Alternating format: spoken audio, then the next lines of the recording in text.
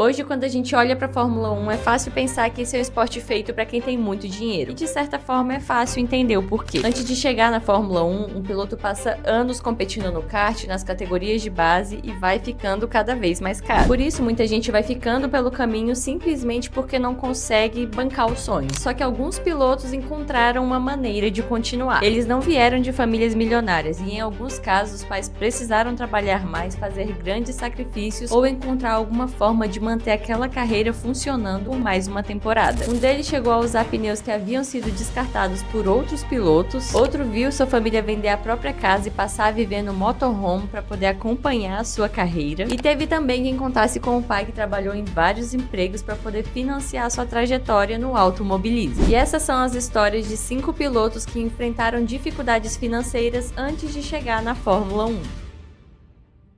E o primeiro deles é um dos maiores nomes da história da Fórmula 1, Michael Schumacher. Quando a gente fala em Schumacher, é difícil não pensar em tudo que ele fez na categoria. Foram 7 títulos mundiais, 91 vitórias e uma carreira que fez dele um dos maiores pilotos de todos os tempos. Schumacher nasceu na Alemanha Ocidental em uma família que não tinha as mesmas condições dos pilotos contra quem ele competiria no futuro. Seu pai, Rolf Schumacher, trabalhava como pedreiro, mas também administrava uma pista de kart. Foi ali que Michael teve seus primeiros contatos com o automobilismo. Só que para continuar competindo e avançar no automobilismo, tinha uma dificuldade que não dava para ignorar. Correr de kart custa caro. Enquanto alguns de seus adversários tinham dinheiro para comprar equipamentos novos, Schumacher precisava se virar com o que tinha. Segundo relatos publicados pela própria Fórmula 1, ele chegou a usar pneus descartados por outros pilotos. Pode parecer um detalhe pequeno, mas naquele momento significava competir com recursos que já não serviam para outros pilotos e tentar acompanhar